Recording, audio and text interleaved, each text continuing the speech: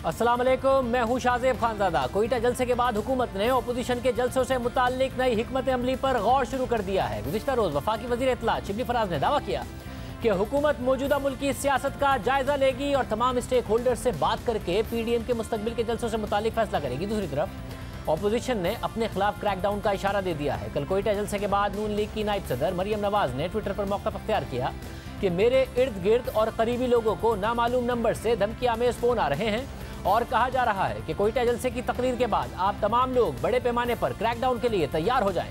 मरियम नवाज ने मजीद कहा कि पाकिस्तान के लोग इस बात को नोट कर लें, रिकॉर्ड के लिए ये चीज़ सामने रख रही हैं। ऑपोजिशन कह रही है कि धमकियां दी जा रही हैं और हुकूमत जो कल तक इन जलसों के हवाले से कह रही थी कि इन्हीं जलसों में उन्हें जलसों से कोई परेशानी नहीं है, आज वो स्ट्रेटजी बदलने का इशारा दे रही है। अब जहाँ हुकूमत मुतहर्रिक हो रही है, वहीं मुबैना तौर पर खुफिया मुलाकातों के नतीजे में नून लीग में इख्तिलाफात की खबरें भी सामने आ रही हैं। गुज़िश्ता दिनों वज़ीर आज़म के मुशीर शहजाद अकबर ने दावा किया कि नैब की तहवील में शहबाज शरीफ से नून लीग के कुछ रहनुमाओं ने मुलाकात की है।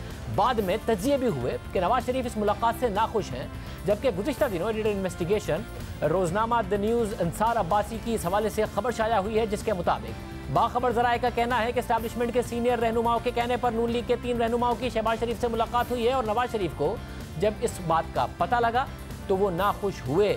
खबर के मुताबिक नून लीग के इन 3 रहनुमाओं में ख्वाजा आसिफ एहसन इकबाल और राना तनवीर शामिल थे और ये मुलाकात हुई सुलेमान शहबाज की दरख्वास्त पर और नैब ने इस मुलाकात की इजाज़त दी। इस हवाले से बात करेंगे, ख्वाजा आसिफ साहब हमारे साथ मौजूद होंगे, शेख रशीद साहब इस वक्त हमारे साथ मौजूद हैं। शेख साहब बहुत शुक्रिया। शेख साहब, दोनों तरफ से ऐसा लग रहा है कि स्ट्रैटेजी बदल रही है, मगर नवाज शरीफ ने इदारों से बात करने से अपनी पार्टी को मना कर दिया, वज़ीर आज़म ने कह दिया कि जो पहले मुलाकातें हुई वो गलत थी और वज़ीर आज़म ने यह भी कह दिया इनसे बात नहीं करनी। तो कोई दरमियान में है जो ब्रिज का किरदार अदा करे, मामला ख़राब होते जा रहे हैं। आप इस मामले को कैसे देख रहे हैं? देखें, डायलॉग के दरवाजे तो बंद नहीं होते। इमरान खान ने कहा कि मशावरत हो सकती है लेकिन नैब के केसेस में और करप्शन पे नहीं होगी। लेकिन एज ए पॉलिटिकल वर्कर ये ना हो खानजादा साहब आपके प्रोग्राम के बाद लोग कह दें जी कि उसने तो बिफोर टाइम कह दिया था। एज ए पॉलिटिकल वर्कर समझता हूँ कि बात बढ़ गई है। पंजाबी में कहते हैं ना, गल वध गई है। सो बात अब बढ़ गई है, अब ये डायलॉग से आगे चली गई है और डायलॉग से भी काफ़ी आगे चल गई है। जो एक ब्रिज का किरदार अदा करने का वक्त था वो भी ख़त्म हो चुका है। सो मैं जो 30-31 दिसंबर से 20 फरवरी देता था, मैं नवंबर को ही अहम करार देता हूँ और 20 फरवरी की बजाय 20 जनवरी पे आ जाता हूँ कि ये हालात जो हैं ये इस तरह अब नहीं चल सकते, इसने किसी तरफ ज़रूर लगना है। यानी हालात हुकूमत के खिलाफ भी जा सकते हैं? हुकूमत के खिलाफ क्या लगेंगे? हुकूमत क्या कर रही है? मैं खानजादा साहब नवाज शरीफ की दोनों तकरीरों के बाद नून लीग की सियासत से मायूस हो चुका हूं और अब नून लीग में मरियम को वो सामने ले आया और मरियम और नवाज शरीफ का बयाना, ये मुस्लिम लीग का बयानिया जो है ये कबूल नहीं होगा किसी कीमत पे भी, चाहे नतीजा कुछ भी ना निकल आए। मैं कुछ भी का भी कहता हूं, चाहे नतीजा कुछ भी क्यों ना निकल आए। अच्छा, मगर ये रुकेंगे कैसे? नवाज शरीफ साहब को तो इस सिचुएशन में ले गए आप कि उनके पास खोने को कुछ है नहीं, वज़ीर आज़म वो बन नहीं सकते, वापस आएंगे तो जेल में जाएंगे। मरियम नवाज साहिबा जेल में जा चुकी हैं, वो कह रही दोबारा डाल दें, शायद खान अब्बासी साहब कह रहे हैं डाल दें, हसन इकबाल, राना सना सब जेल हो आए हैं, ख्वाजा साद रफीक भी। तो उनके पास खोने को कुछ नहीं है, हुकूमत के पास खोने को हुकूमत है। ये सारे लोग वही बातें कर रहे हैं जो नैब के केसों में मतलूब हैं। किसी MNA का बयान नहीं, अगर आपने सुना होगा, उनकी MNAs की मीटिंग हुई, उसमें लोगों की तादाद जो काफ़ी नहीं थी, 28 या लोग कहते हैं 30 तादाद थी। देखिए, मैं हालात को, जब मेरे जैसा आदमी ये कह रहा है कि हालात ख़राबी की तरफ जा रहे हैं, तो कौम को समझ लेना चाहिए कि इनके साथ ख़राबी हो सकती है, क्योंकि जो इस मुल्क को बचाने के इरादे हैं, जो इस मुल्क के दुश्मनों की सोच है, जो इस मुल्क को तबाह करने वाले लोगों की सोच है, जो इस मुल्क को इकनॉमिकली डिज़ास्टर की तरफ ले जाने वाली सोच है, जो इस मुल्क को पाकिस्तान के अंदर से इंतशार फैलाने वाली सोच है, उस सोच के दाई हैं नवाज शरीफ साहब और मरियम साहबा। ये बात आगे अब नहीं चल सकती।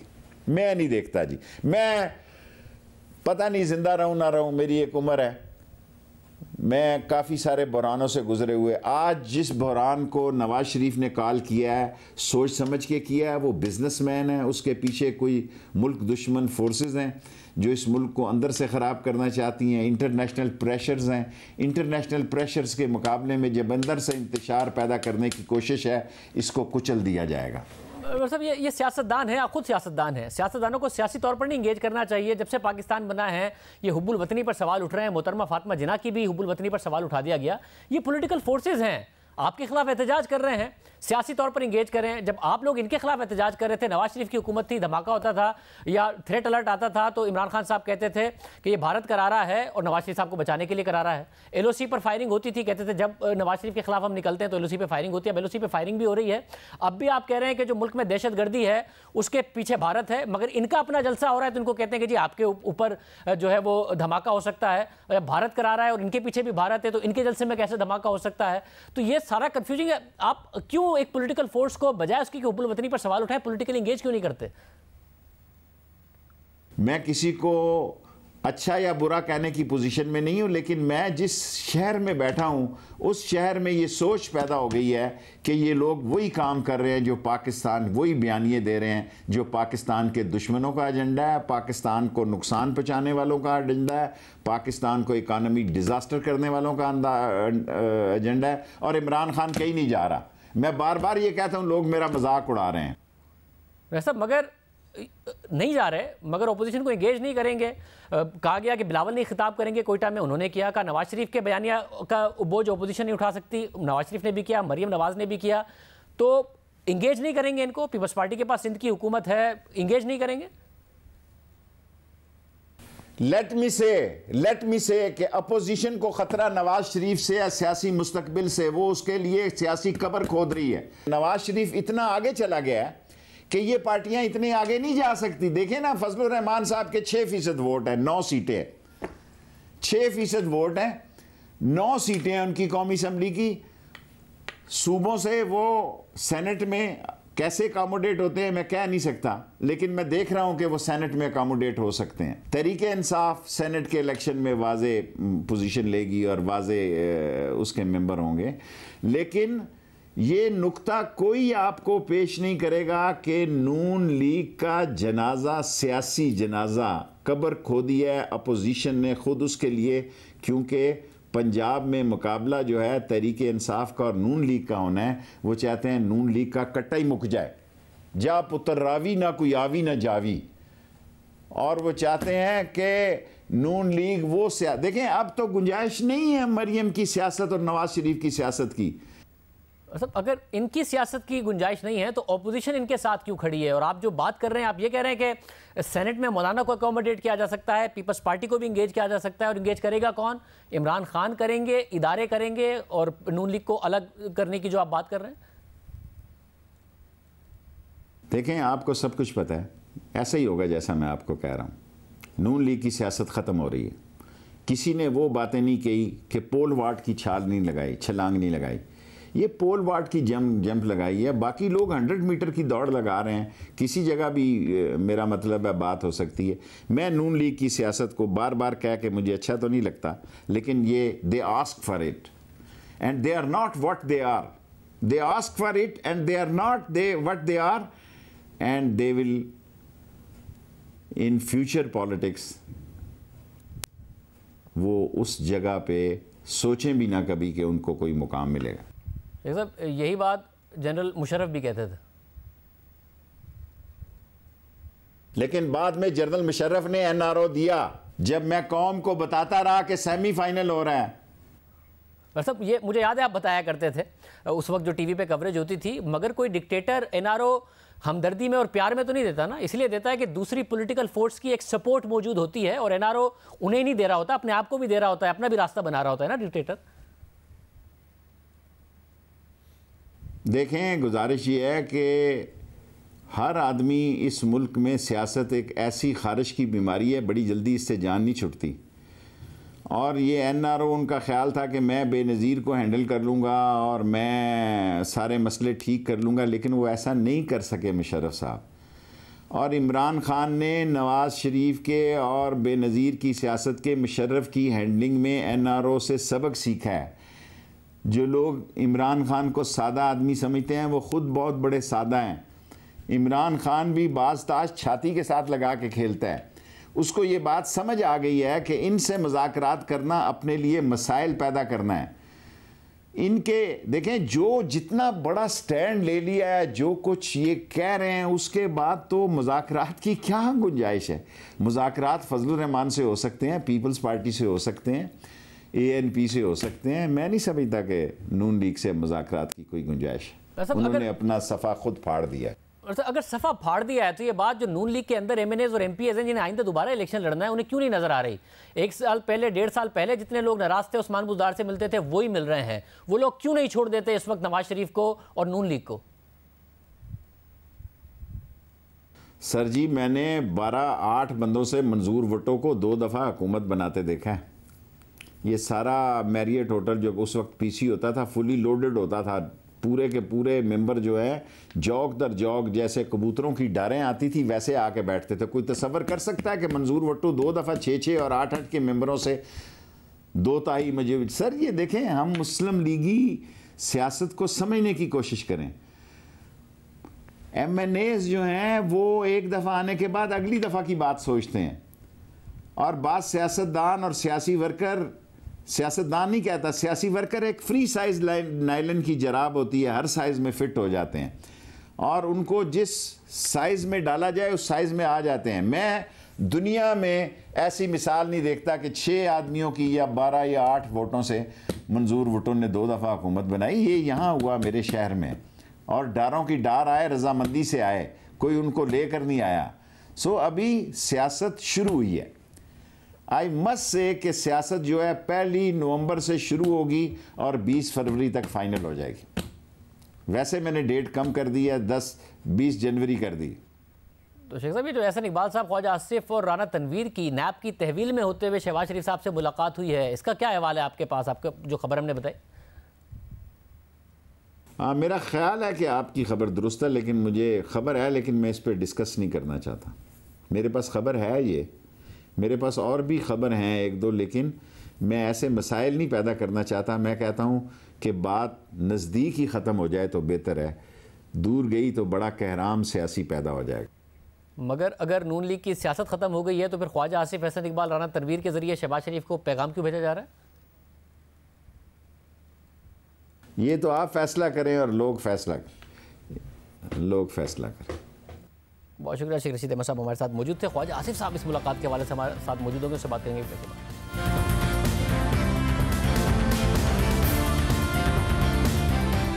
दोबारा खुशामदीद। जहां हुकूमत कह रही है कि नई हिकमत अमली बनाएंगे, वहां खुफिया मुलाकातों की खबरें भी सामने आ रही हैं। नून लीग में इख्तिलाफात की खबरें सामने आ रही हैं।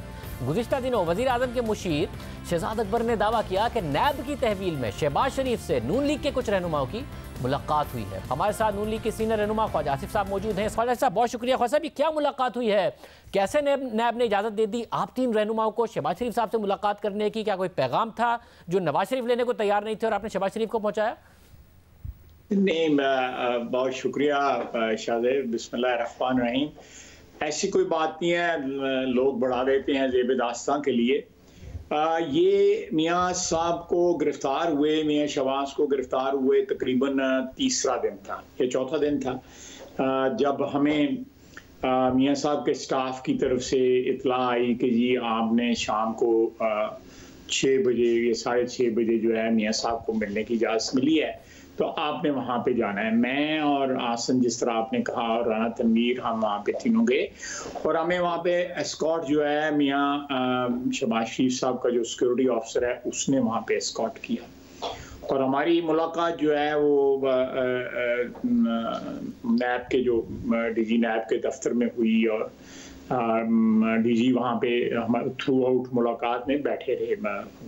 मुलाकात जो है हमारी कोई अलहदगी में मुलाकात नहीं हुई और वहाँ पे कोई पैगाम रसानी, ना हमारे पास कोई पैगाम था जिसको हम डिलीवर करते, ना हमें किसी ने पैगाम दिया था मियाँ साहब जस्ट वांटेड टू नो कि ये 2 दिन जो CEC की मीटिंग हुई, CWC की मीटिंग हुई, तो क्या जो है एंजाइटी होती है इंसान को जब गिरफ्तार होता है ना, तो 5, 7, 8 दिन लगते हैं एंजाइटी को सेटल डाउन होते। परहैप्स उनको को एंजाइटी थी कि भाई बाहर क्या हालात जा रहे हैं, मैं 3-4 दिन है मुझे गिरफ्तार हुए, तो मेरे जो कोलीग्स हैं जो वो आके मुझे मिल जाएं। वहाँ पे कथित तौर पे मैं आपको हल्फन कहता हूँ कि कोई पैगाम रसानी कथित तौर पे नहीं हुई। ये काइट फ्लाइंग होती है, और मेरा ख्याल है कि ये एक अलाउंस जो है मीडिया को या कॉलम नगारों को जरूर देना चाहिए, ताकि मगर ख्वाजा साहब, ये मुलाकात तीसरे-चौथे दिन फैमिली मेंबर्स नहीं, आप 3 लोग मिले, इसकी इजाज़त जाहिर है नैब ने दी होगी। नैब से इजाज़त किसने ली, आप लोगों ने ली या सुलेमान शहबाज ने दरमियान में आके? मैं आपको बताता हूँ, मैंने बताया आपको, हमने DG नैब की मौजूदगी में हमने मुलाकात की, लाजमी तौर पे उनकी इजाज़त से मुलाकात हुई, हमें कोई उसमें नहीं। और जिस वक्त हम वहाँ पे जाने लगे थे, मैंने मियाँ साहब को, मियाँ नवाज शरीफ साहब को जो है वॉइस मैसेज किया कि हमारी आज मुलाकात अरेंज हुई है और हम ये लोग जो है मियाँ शहबाज साहब के पास जा रहे हैं। और जब वहाँ से हम निकले हैं तो हमने फिर उनकी खैरियत जो है मियाँ शहबाज शरीफ साहब की वो फिर वॉइस मैसेज के ज़रिए मैंने उनको पहुँचाई कि जी हम मिल के आ गए हैं। तो हम कुछ 1.25 घंटा के करीब, 1.5 घंटे के करीब उनके पास रहे। कोई ऐसी गुफ्तगू नहीं हुई, उनको कुछ डिस्कम्फर्ट थे अंदर कमरे के लिहाज से, जो बाद में अखबारों में भी आए कि उनको कुर्सी नहीं मिली हुई थी, कमर की वजह से उनको ज़मीन पे सोना पड़ रहा था। तो इस किस्म की उन्होंने हमसे बातचीत की, पूछा, हमने उनको बताया कि CEC की मीटिंग हुई है, उसमें ये हुआ है, CWC की मीटिंग हुई है, उसमें ये हुआ है। मियाँ साहब ने को पैगाम जब हमने निकल के वहाँ पे दिया है, तो मियाँ साहब ने जो आप मुझसे सवाल पूछ रहे हैं, ये मियाँ साहब ने भी पूछा था। हमने कहा जी हमारे पास कोई पैगाम, कथित तौर पे कोई पैगाम नहीं था, और हमें ना पता है कि ये किस तरह फैसिलिटेट हुई है ये मुलाकात। हमें फ़ोन आया मियाँ शहबाज साहब के घर से, उनके ऑफिस से, कि जी आप लोगों ने मिलने जाना है। And there was absolutely nothing. ये आप कह रहे हैं कि शहबाज शरीफ साहब के घर से फोन आया, यानी मुलाकात सारी उनकी फैमिली ने अरेंज की थी? जो खबर में लिखा हुआ है सुलेमान शहबाज साहब ने अरेंज की। मुझे इसका इल्म नहीं है।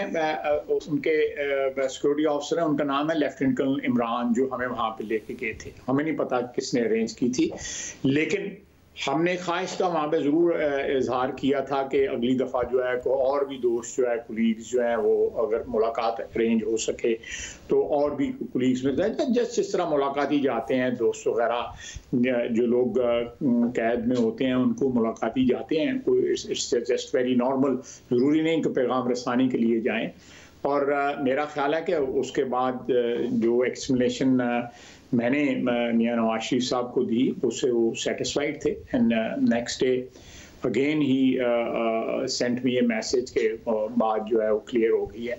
लेकिन ये कोई आज 14-15 दिन के बाद जो है जो स्टोरी आई है अखबार में, आई डोंट नो उसका क्या मोटिव है। मगर शहजाद अकबर साहब ने उस वक्त भी सवाल उठाया था कि मुझसे कहते हैं कि मैं नैब के दफ्तर रात की तारीकी में जाता हूँ, ये तो खुद लोग जा रहे हैं रात की तारीकी में मुलाकातें करने के लिए। तो शहजाद अकबर साहब ये सवाल पहले उठा चुके हैं, खबर अब आ गई है, शहजाद अकबर साहब ने सवाल उठाया। नहीं, मैं आप करेक्ट कर दूं, रात की तारीकी नहीं, मैंने शुरू में कहा है कि कुछ शाम को 6 बजे के करीब हुई थी, यानी मगरिब के वक्त हुई थी। तो अभी तारीकी इतनी नहीं हुई थी, यू नो, अभी बाहर आते हुए अंधेरा हो गया होगा, जाते हुए अंधेरा नहीं था, बाहर निकलते हुए अंधेरा हो गया था। You are absolutely right. मगर क्या मियाँ साहब किसी भी तरीके से नाराज हैं आप लोगों से, या आप लोगों को शिकायत है, या फिर शहबाज शरीफ साहब को कि जी एक तरफा बयानिया चल रहा है, तमाम किस्म के राब्ते खत्म कर दिए गए हैं, कोई दरमियान का रास्ता नून लीग के लिए निकल ही नहीं सकता है?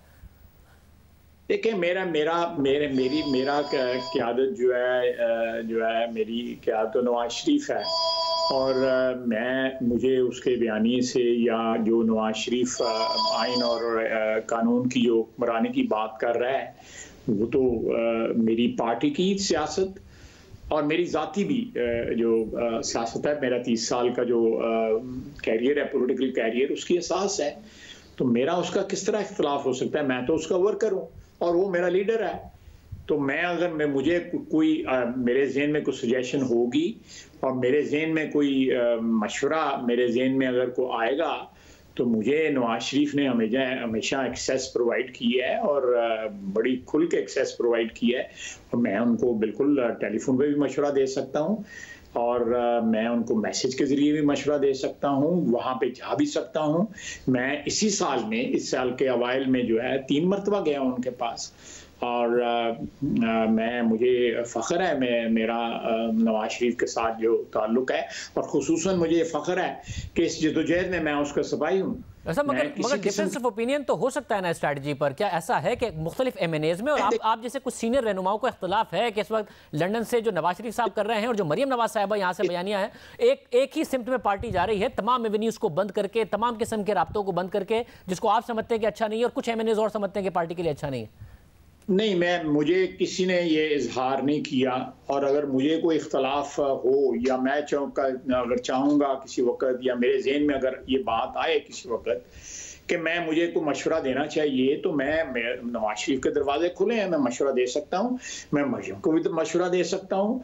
मेरे साथ मरियम का वही रिश्ता है जो नवाज शरीफ का अपनी बेटी के साथ रिश्ता है। मेरी वो बेटी है, और मैं आज भी और हमेशा कहता हूँ कि वो शी इज आवर फ्यूचर। वो एक ट्रांजिशन में है, वो अपनी बाप की लेगेसी की जो है जानशीन है, टॉर्च बेयरर है, और there are no doubts in my mind. देखें शायद मैं जिस उम्र के हिस्से में हूँ, एक तो ये है कि मुझे कोई एम्बिशंस नहीं है।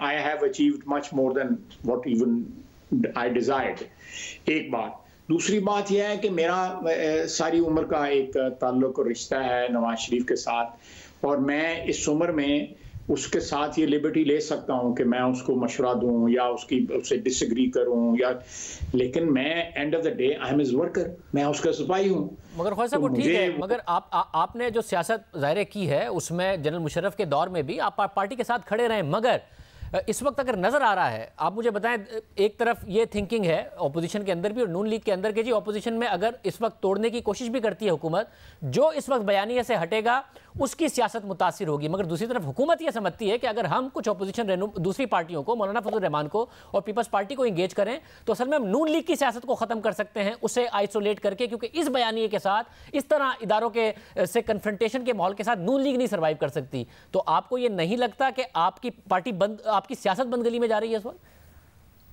नहीं, मैं इस पे एग्री नहीं करता। जो आपने शुरू में कहा है ना कि जो बयानिया जो है इस वक्त पार्टी का, मैं समझता हूँ कि ये बयानिया जो है ना वो आवाम में उसकी एक्सेप्टेंस आ गई है। एक तो जो 2018 का इलेक्शन का जो सारा किस्सा है, और उसके बाद जो देखें आपने ऑब्जर्व किया होगा कि पिछले चंद दिनों में बाद तजिया नगार जो हैं, जिनकी कोई बैकग्राउंड जो है वो अस्करी है, वो भी इस बात की जो है टेलीविजन पे जो है डिस्कशंस में कह रहे हैं कि जी कोई नेशनल डायलॉग या मुकालमा शुरू होना चाहिए। आपको याद होगा मैंने ये बहुत दफ़ा ये बात की है। तो मियां नवाज शरीफ कोई वज़ीर आज़म तो नहीं बनना चाहता, या मियां नवाज शरीफ कोई इक़्तिदार तो नहीं चाहता। वो तो यही चाहता है कि एक ऐसी सूरत हाल पैदा हो जिसमें गारंटी मिले इस मुल्क में आइन और कानून की हुक्मरानी को। जब डायलॉग के लिए फिर रास्ता निकलेगा कैसे, मैं ये जानना चाह रहा हूँ, क्योंकि हर गुजरते दिन के साथ और हर जलसे के साथ साफ नज़र आ रहा है कि जैसे कराची के बाद हुआ, कैप्टन सफदर वाला वाक़या हुआ, गुजरावाला से पहले हुआ, ट्रीज़न के जो मुकदमात हुए, अब जब ये कोयटा में हुआ तो उसके जो बलुस्तान में हुआ तो उसके बाद नज़र आया कि कहा गया मरियम नवाज की तरफ से कि धमकी की कॉल्स आ रही हैं लोगों को। तो इसका मतलब है कि जब आप लोग बयानात दे रहे हैं तो दूसरी तरफ से भी ऐसा तो नहीं है, तो दरमियान में रास्ता कैसे निकलेगा डायलॉग का? शाहज़ेब, मैं आपको एक बात कहूँ, रास्ते निकलते हैं। मैं तो दो जो है वो आपको इंसिडेंट जो है, आप रीसेंट हिस्ट्री जो है उसकी बताता हूँ। बिट डिस्टेंट जो वियतनाम वाली थी, अरूज पे जंग थी, लेकिन पेरिस जो टॉक्स थी वो जारी थी। अरूज पे जंग थी, हजारों लाखों बंदे दोनों साइड्स पे जो है दे वर बीइंग किल्ड। दूसरी तरफ जो है आपने हमसाया में ले लें, मैं मिसाल दे रहा हूँ उसकी थोड़ी सी इररेलेवेंट हो तारीखी तौर पे, तालिबान के साथ जो है पिछले 10, 12, 13, 14 साल से जो है राब्ते जारी हैं, और आज वो कल्मिनेशन जो आज से 8 या 10 साल पहले जो चीज़ इम्पॉसिबल थी वो आपको रियलिटी बनती नज़र आती है। तो ये जो टेम्परेचर, ठीक है आप दुरुस्त फरमा रहे हैं कि टेम्परेचर जो है वो बड़े ऊपर चले गए हैं और बंद गली में जाने वाली बात जो है या दरवाजे बंद करने वाली बात जो है, मेरा ख्याल है कि अगर एक मिनिमम एजेंडा है कि आप जो आइन जो है जो चीज़ें डिफाइन करता है, मैं नहीं डिफाइन कर रहा, नवाज शरीफ नहीं डिफाइन कर रहा, शाहजेब जो है वो डिफाइन नहीं कर रहा, जो आइन डिफाइन कर रहा है, जो हमारे पुरखों ने जिसके ऊपर 1973 में इत्तफाक राय किया था, वो जो डिफाइन करता है, उस डेफिनेशन के ऊपर तमाम तर लोग जो है ना रिट्रीट कर जाएं अपनी अपनी टेरिटरी में, अपने जो है हदूद में उसमें रिट्रीट कर जाएं और इस मुल्क को, इस वफाक को, वो मैंने कल मर जाना, मैंने दुनिया में नहीं होना, मेरे बच्चों ने होना है, फिर उनके बच्चों ने होना है। तो this is not for my sake और शाहजेब सेक्स और Nawaz Sharif sakes, it is for the sake of the future of this country. यहाँ पे जो हमारे बच्चों ने और उनके बच्चों ने, उनके लिए हम बात कर रहे हैं। हम लोग डिस्पेंसिबल हैं, हम एक्सपेंडेबल हैं। तो एक्सपेंडेबल जो नहीं है वो, एक मिनट, एक्सपेंडेबल जो नहीं है वो पाकिस्तान है, डिस्पेंसेबल जो नहीं है वो पाकिस्तान है, पाकिस्तान की आवाम है, हमारी आने वाली नस्लें हैं। तो इसलिए तमाम तर जो फरीक हैं उनको आइन की सरबुलंदी और सरफराजी पे इत्तफाक करना चाहिए, कानून की हुक्मरानी पे इत्तफाक करना चाहिए, अवाम की हाकमियत पे इत्तफाक करना चाहिए। ये चीज़ें नवाज शरीफ की कोई प्रोडक्ट नहीं है, ये हमारे आइन का प्रोडक्ट है। नवाज शरीफ ने सिर्फ उनकी अलमबरदारी जो है ना उसका जो है ना एक बीड़ा उठाया हुआ है। बातचीत इस वक्त हो रही है या बिल्कुल नहीं हो रही? नहीं, इस वक्त बिल्कुल नहीं हो रही। इस वक्त तो जो आप भी जो बात कर रहे हैं या जिस कॉलम का आप हवाला दे रहे हैं वो बिल्कुल बेसलेस बात है। कोई पैगाम रसानी में अगर I feel small in saying that, लेकिन मैं हल्फन कह रहा हूं कि हम कोई पैगाम नहीं लेके गए थे। लेकिन और नवाज शरीफ साहब को भी किसी ने अप्रोच नहीं किया अभी तक? मुझे बिल्कुल किसी ने अप्रोच नहीं किया। नवाज शरीफ साहब को भी किसी ने अप्रोच नहीं किया? मेरी औकात ही नहीं इतनी कि मुझे कोई अप्रोच करे। नवाज शरीफ साहब को भी किसी ने अप्रोच नहीं किया? नवाज शरीफ साहब को मैंने उनसे ये इस मौजू पे गुफ्तगू नहीं की और मैंने पिछले 30 साल में कभी, I am not a very inquisitive person, मैं कोई ये इस तरह प्रोब नहीं करता, खोज नहीं लगाता रहता। मुझे नवाज शरीफ को कहेगा कि मेरी बात हो गई है, ठीक है बिस्मिल्लाह। मेरे बाद नवाज शरीफ कहेगा कि भाई मेरी बात जो है वो नहीं हो रही और आप लोगों ने जो है इस स्टैंड के ऊपर, ये आइन की सरबुलंदी के स्टैंड के ऊपर आपने खड़े रहना है। तो बिल्कुल देखें, आप असेंबली का हाल देखें। मेरी ये 7वीं पार्लियामेंट है जिसका मैं रुकन हूं। मैंने वो हाल नहीं देखा। अब 2 हफ्ते हो गए इनको सेशन बुलाए हुए, इनसे कोरम नहीं पूरा होता। अपने जो अराकीन है पीटीआई के पास जो है वो काबू में नहीं है।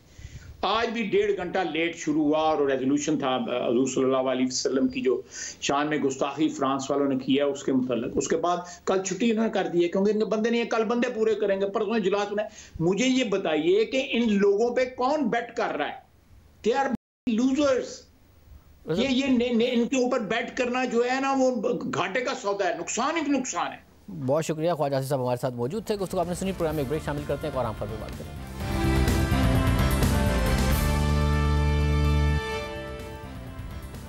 मुल्क के सियासी मंजरनामे में एक अफसोसनाक रुझान नजर आ रहा है। एक बार फिर गद्दारी और हुब्बुल वतनी की बातें हो रही हैं, मगर पैमाना बदल गया है। अब भारतीय मीडिया की कवरेज को लेकर एक दूसरे की हुब्बुल वतनी पर सवालात उठाए जा रहे हैं। कहीं से एजेंट की आवाज़ें आ रही हैं तो कहीं भारत के बयानिए को फरोग करने का इल्ज़ाम लग रहा है। अब कौन कितना पाकिस्तानी है, इसका मयार भारतीय मीडिया की कवरेज को बना दिया गया है। और अगर हुब्बुल वतनी का पैरामीटर भारतीय मीडिया की कवरेज है तो पाकिस्तान की मौजूदा पूरी सियासी क़यादत पर सवालात उठ सकते हैं। क्योंकि अगर भारतीय मीडिया आज अपोजिशन के एहतजाज को कवरेज दे रहा है तो 2019 में भी जब अपोजिशन का धरना हुआ तब भी भारतीय मीडिया ने कवरेज दी, और जब 2014 में इमरान खान और ताहिरुल कादरी का धरना हुआ तब भी भारतीय मीडिया ने कवरेज दी, और भरपूर कवरेज दी। इस्लामाबाद में धरना देने के लिए तैयार हो। पड़ोसी मुल्क हमारा, वहां पर तख्ता पलट के आसार अब दिखाई देने लगे हैं। दरअसल पीएम नवाज शरीफ के इस्तीफे की मांग कर रहे हैं। पाकिस्तान में संघर्ष और तेज हो गया और ये कॉम्प्लेक्स की तस्वीरें आप देख रहे हैं जहां पर पीटीवी कॉम्प्लेक्स में प्रदर्शनकारी घुस गए हैं। तस्वीरें इस समय आप अपने स्क्रीन पर देख रहे हैं वो पीटीवी कॉम्प्लेक्स की हैं। पीटीवी का ब्रॉडकास्ट इस समय रोकना पड़ा है। प्रदर्शनकारी हर कोने पे आप इस कॉम्प्लेक्स के देख पा रहे हैं इन्हें। अकेला भी मुझे इस कंटेनर में सोना पड़े 1 साल तक सोऊंगा जब तक इस्तीफा नहीं मिलेगा। अगर इतनी सी पब्लिक इस जज्बे से और जुनून से अगर वो कह देती गो इमरान गो, तुम्हारे कहने से पहले ही मैं छोड़ के चला जाता। अब भारतीय मीडिया की कवरेज से इमरान खान की हुब्बुल वतनी कम नहीं हुई। इस वक्त वो मुल्क के वजीर आजम है, तो जिस तरह वजीर आजम की हुब्बुल वतनी पर सवाल नहीं उठाया जा सकता, इसी तरह मौजूदा मुल्क की मामलात पर भारतीय मीडिया की कवरेज से दीगर सियासी कायदीन की हुब्बुल वतनी पर भी सवाल उठाना गलत है। वैसे भी इस मुल्क में गद्दारी और हुब्बुल वतनी के सर्टिफिकेट बांटने का सिलसिला बंद होना चाहिए। भारत में भी जब एहतजाज होते हैं और हम पाकिस्तान में दिखाते हैं तो नरेंद्र मोदी और बीजेपी अपोजिशन जमात कांग्रेस के खिलाफ यही बयानियां बनाते हैं। अब हमारा रवैया बीजेपी से तो बेहतर होना चाहिए। तो हम एक ब्रेक शामिल करते हैं।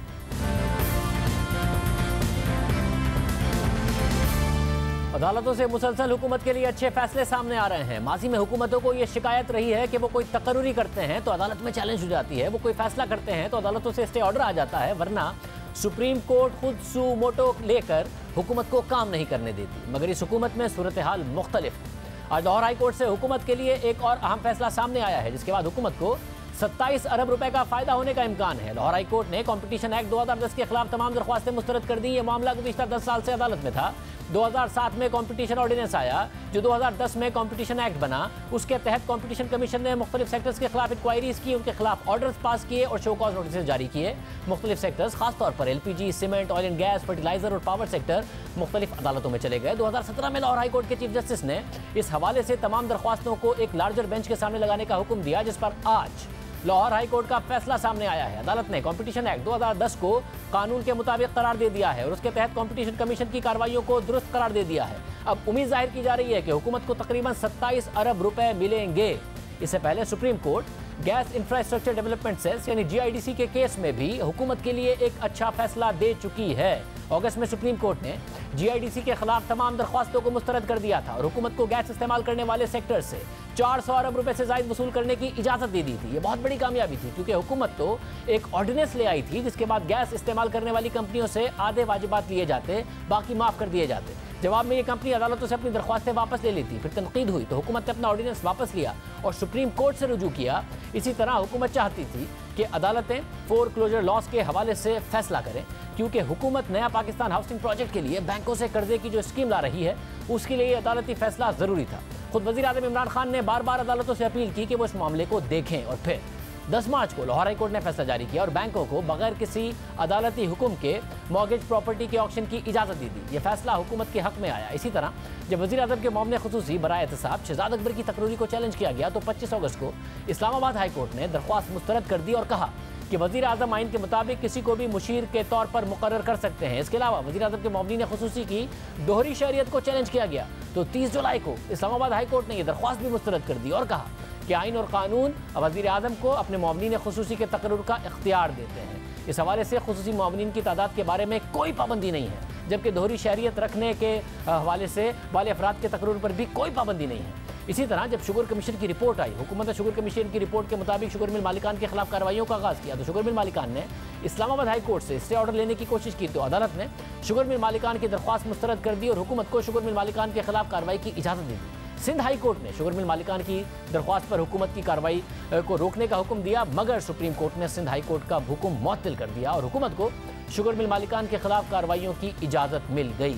मुसलसल अदालतों से हुकूमत के लिए मस्बत फैसले आए हैं और अदालत ने इंतजामी मामलात में मुदाखलत से इज्तनाब किया है, जो एक अच्छी रिवायत है। इजाज़त दीजिए, अल्लाह हाफ़िज़।